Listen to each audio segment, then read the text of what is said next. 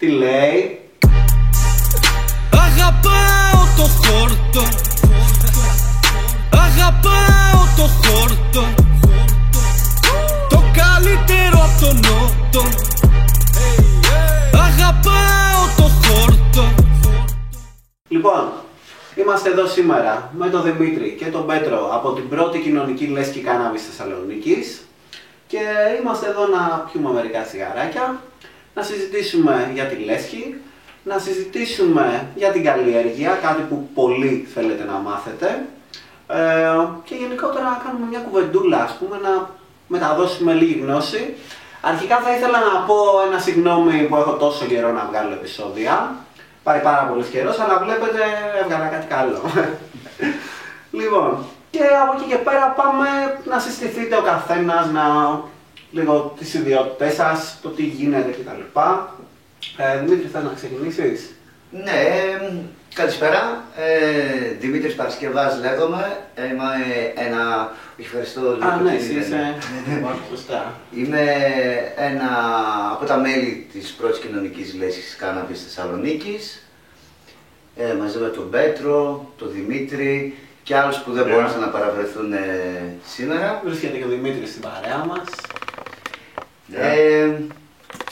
Περισσότερα θα πούμε τώρα, κάποια συγκεκριμένη ιδιότητα δεν έχουμε. Δηλαδή, αυτή τη στιγμή, ούτως ή άλλως και σαν ιδιότητα μέσα στη λέσχη δεν είναι ότι εγώ είμαι Κυπουρός, άλλος είναι έτσι, γιατί δεν έχουμε ακόμα την καλλιέργεια.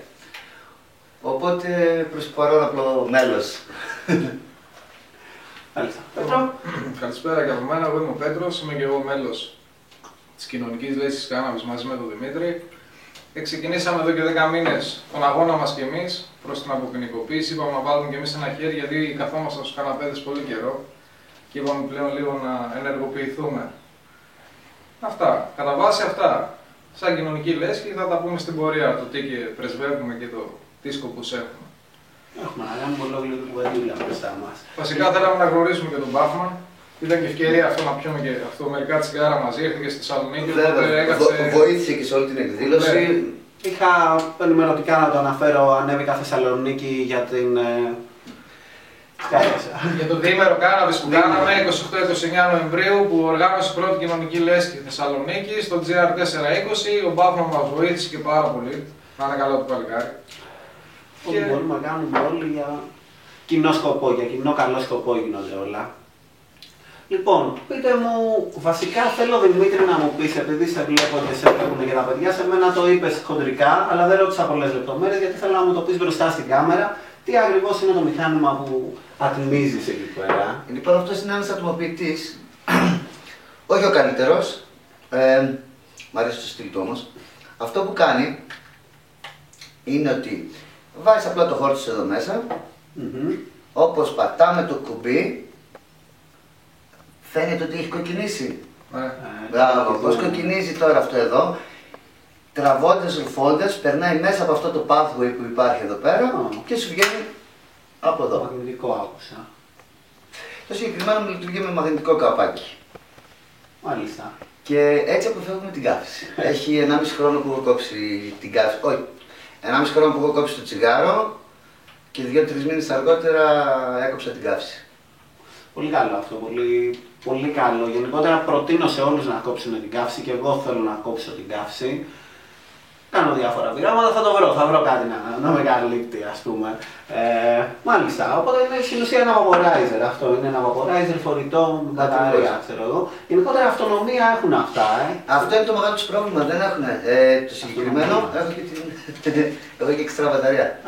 Δηλαδή, αλλά δεν είναι, το πρόβλημα των vaporizer, των portable είναι το θέμα της μπαταρίας. Δηλαδή, για όποιον ενδιαφέρεται να αγοράσει vaporizer, να κοιτάξει πάρα πολύ καλά το θέμα της μπαταρίας. Ναι, ωραίο το στυλ, ωραίο, όμορφο, αλλά αν δεν δουλεύει, δεν δουλεύει. Ή τουλάχιστον να έχει τη δυνατότητα να έχει εφεδρική. Αυτό, ναι, αυτό είναι σημαντικό. Δεν είχα ξαναδεί κάποιον με εξωτερική μπαταρία να αλλάζει, ξέρω εγώ. Ναι, αλλά τις κάνανε στα 900 mAh, το οποίο όπως βλέπεις και σε μπαταρίες που έχεις ασχοληθεί, λόγω του ηλεκτρονικού βλέπω ότι δεν κάνει, Δεν σου κάνει, ναι. Προτιμώ, δηλαδή στο σπίτι μου στην Ολλανδία έχω το σταθερό, το οποίο είναι για το σπίτι μια χαρά και μετά εντάξει όταν είσαι έξω κάπως το βολεύεις. Ποιο χρησιμοποιείς εσύ? Το Arizer το Q. Μάλιστα, ωραία. Λοιπόν, πάμε να μιλήσουμε λίγο για τη λέσχη, που είναι το πιο σημαντικό. Να μας πείτε τι είναι η λέσχη. Πέτρο, θες να τα λες και πιο... Λοιπόν, η λέσχη δημιουργήθηκε το Φεβρουάριο του 2015. Πρώτη κοινωνική λέσχη κάναμε στη Θεσσαλονίκη. Το πρώτο το βάλαμε επίτηδες, αν και αρκετοί μας κράξανε και καλά ότι πιάσαμε το όνομα, ρε παιδί μου. Απλά εμείς το βάλαμε επίτηδες, μπας και μπορέσουμε να ξυπνήσουμε κάποιους άλλους να κάνουν τη δεύτερη, την τρίτη, την τέταρτη, από αντίδραση και μόνο. Θέλετε κι άλλες λέσχες. Πώς δεν θέλουμε, αυτό ξεκινήσαμε να κάνουμε. Ο στόχος της λέσχης είναι να αποποινικοποιηθεί η αυτοκαλλιέργεια, η κατοχή και η χρήση της κάναβης. Αυτοκαλλιέργεια σημαίνει καλλιέργεια για προσωπική χρήση. Αυτή τη στιγμή ο νόμος έχει παράγραφο στον νόμο των ναρκωτικών για την κάναβη. Λέει ότι είτε σε πιάσουν στο σπίτι με 4-5 φυτά που δικαιολογούνται για προσωπική χρήση, είτε σε πιάσουν στον δρόμο όταν πας να γίνεις ένα εικοσάρικο με 2-3-4 γραμμάρια, ποινή είναι ίδια. Είναι 5 μήνες με τριετή αναστολή πλημέλημα. 5 μήνες με τριετή αναστολή πλημέλημα. Αυτό Όχι, δεν το ξέρει ο κόσμος, είναι καλό να δω. Είναι με αναστολή μέχρι 2 χρόνια. Μπορεί να είναι και 12 μήνες αναστολή, αυτό θέλω να πω. Ο νόμος... Όχι, η αναστολή είναι τριετής. Νομίζω. Ωραία, τέλος πάντων, με αναστολή. Είναι πλημέλημα και είναι πολύ χαμηλή. Είναι ότι είναι το ίδιο πράγμα. Δηλαδή, καλύτερα να τάξεις στο σπίτι σου και να έχεις το κεφάλι σου ήσυχο παρά το τώρα. Το γιατί ο κόσμος, οι νέοι δεν καλλιεργούν στο σπίτι τους και πάνε και αγοράζουν τα αλβανικά 20 ευρώ που ξέρουμε όλοι, είναι άλλο θέμα. Είναι πολλοί λόγοι. Είναι πρώτα απ' όλα όσοι δεν μένουν μόνοι τους, είναι ο φόβος, η μυρωδιά, οι γείτονες, είναι πράγματα που λύνονται από ό,τι μου λέγατε και θα τα συζητήσουμε. Να πάρω μια πάσα εδώ κιόλας με αυτό που λες για το γιατί κάποιοι δεν καλλιεργούν. Ως λέσχη, παρόλο που θα είναι επιδιώκουμε το να έχουμε μαζική καλλιέργεια, στην ουσία είναι συλλογική αυτοκαλλιέργεια. Δηλαδή, αναγνωρίζουμε ότι κάποιοι δεν το έχουν. Δηλαδή, πιάνουν πράσινο και ξεραίνεται με τη μία. Ούτε ένα μαϊντανό δεν μπορεί να κρατήσει. Υπάρχουν άλλοι που δουλεύουν και καλώς ή κακώς υπάρχει έχει μια απέτηση, είναι μια σχολεία. Θέλει χρόνο. Οπότε, αυτοί οι άνθρωποι δεν πρέπει να είναι χωρίς δικαίωμα στην κάναβη, οπότε οι κοινωνικές λέσχες καλύπτουν ακριβώς αυτό το κενό. Και συν τις άλλες ότι και εγώ δηλαδή δεν θα είχα τα σπίτι μου, ξέρω εγώ, άμα υπήρχε κοινωνική λέσχη και μπορούσε να καλλιεργήσει άνετα. Θα είχαν καλύτερη διαχείριση και ηλεκτρισμού. Δηλαδή, γενικότερα σου βγαίνει και πιο φθηνά, όπως και να έχει. Σίγουρα, άμα είναι. Σύντοτε αποκτάς και μια παρέα, έτσι. Με κοινό χόμπι και κοινά ενδιαφέροντα που είναι πολύ σημαντικό, ειδικά για τους νέους, που είναι πολύ εύκολο να το ξεδρομήσουν και να πούν σε άλλη παρέα. Ισχύει. Και από εκεί και πέρα παίζουν πλεξίματα και διάφορα, τα έχουμε πει, τα ξαναλέμε. Δεν ξέρεις πού θα καταλήξει όλο αυτό. Και από εκεί και πέρα, ναι, άμα έχεις τη δικιά σου κάναβη, ελέγχεις την ποιότητα. Ξέρεις ότι αυτό που πίνεις είναι αυτό που θέλεις να πιείς, ας πούμε. Συνέχισε για τη λέσχη, βασικά.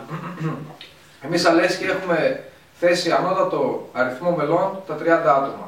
Θεωρούμε ότι θα πρέπει οι λέσχες οι κοινωνικές να μένουν σε χαμηλά νούμερα μελών, γιατί όσο μεγαλώνει μετά το θέμα γίνεται και πιο δύσκολο το να διαχειριστείς τόσο μεγάλες ποσότητες, το να μεγαλώσεις τόσο πολλά φυτά, το να βγάλεις τόσο πολύ χώρο, το πούμε έτσι απλά. Είναι πολύ δύσκολο πρακτικά πλέον, θέλει πολύ μεγάλες εγκαταστάσεις. Και σύντοτε προσπαθούμε να δημιουργηθούν 50, 100, 200 λέσχες και όχι μία. Πάρα πολλές, οι οποίοι όλοι μαζί θα κάνουν ένα κοινό αγώνα. Συν της άλλης, ο χαμηλός αριθμός μελών επιτρέπει την καλύτερη διαχείριση της λέσχης. Δεν θέλουμε να έχουμε ιεραρχικές δομές, δηλαδή αν να ψηφίσουμε να κάνουμε τον Πέτρο πρόεδρο, να πω εγώ γραμματέας, ο Δημήτρης Ταμίας και τέτοια και όλα θα περνάνε από εμάς τέταρτη. Η μαλακία, έτσι. Όλοι σε κύκλο, μια φορά τη βδομάδα, μια φορά το μήνα, ανάλογα με τις ανάγκες, θα υπάρχει μια γενική συνέλευση που θα αποφασίζουν τα πράγματα, ούτε να θέσει ούτε τίποτα. Αυτό, ομαδική δουλειά. Πάμε για κάτι ομαδικό. Ναι.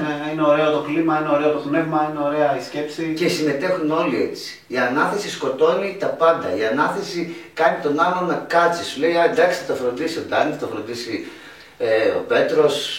Εντάξει, εγώ δεν χρειάζεται, εγώ θα κάτσω. Όχι, δεν θα κάτσεις, τέρμα, δεν είναι. Θα κάνουν όλοι κάτι. Άμα θες να κάτσεις, φύγει και μακριά από μένα. Δεν θέλω να κάτσεις, δεν θα παλέψω εγώ για σένα. Σε οποιοδήποτε.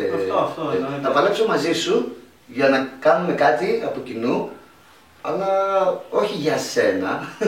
Το πρότυπο των κοινωνικών λεσχών ξεκίνησε στην Ισπανία στη δεκαετία του 90 με σκοπό τη διαχείριση, το να μοιράζεται η κάναβη στα μέλη τους να μοιράζουν την κάναβη ώστε να μην πηγαίνει ο κόσμος να την αγοράζει απ' έξω από το λαθρεμπόριο και να παίρνει να αγοράζει είναι ο βασικότερος στόχος. Και ήταν πολύ πετυχημένο, ειδικά στην Ισπανία λειτουργήσε πολλά χρόνια. Τώρα η Ισπανία πρόσφατα κάνανε ακόμα ένα βήμα πιο πέρα στην αποποινικοποίηση, οπότε εντάξει ξεφύγανε λίγο εκεί.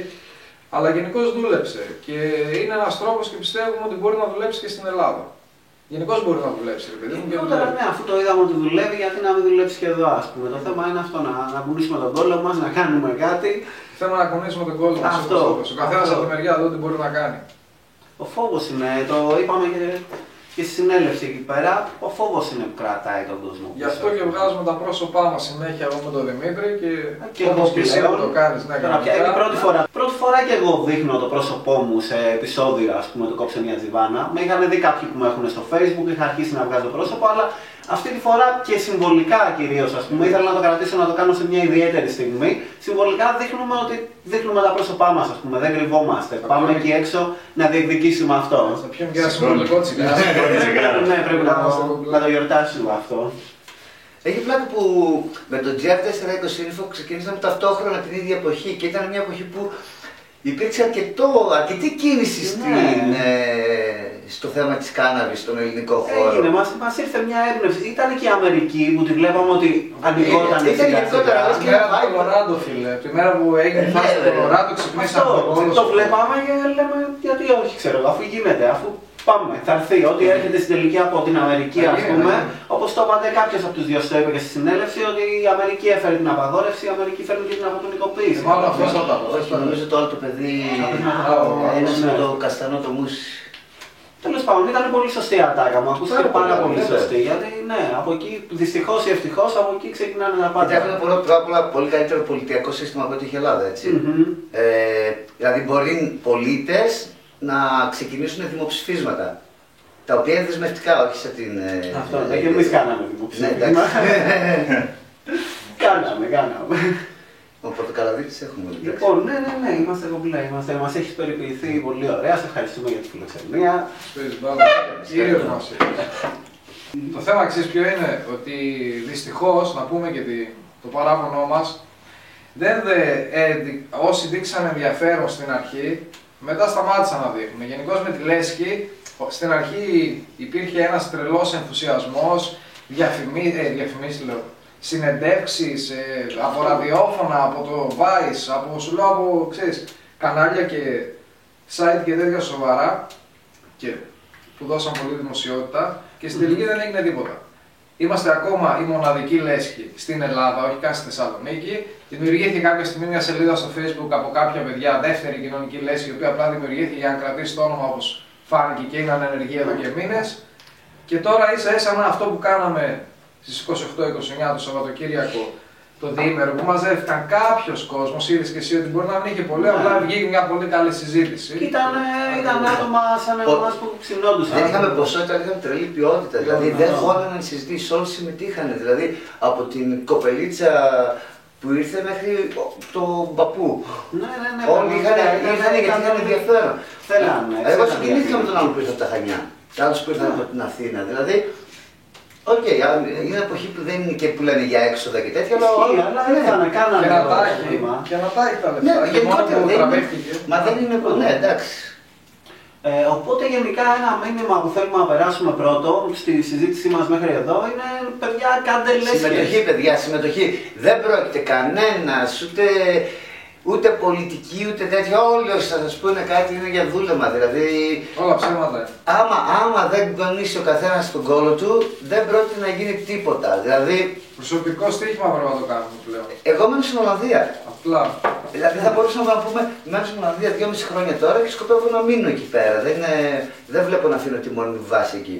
Και εκεί εγώ δεν έχω κανένα πρόβλημα. Αλλά παρόλα αυτά είναι κάτι το οποίο θέλω να βοηθήσω εδώ. Γιατί έχεις εσύ και έχεις εσύ, είστε φίλοι μου. Δηλαδή κατάλαβες. Ναι, σε νοιάζει. Αλλά παιδιά. Εντάξει, εσείς θα ζήσετε.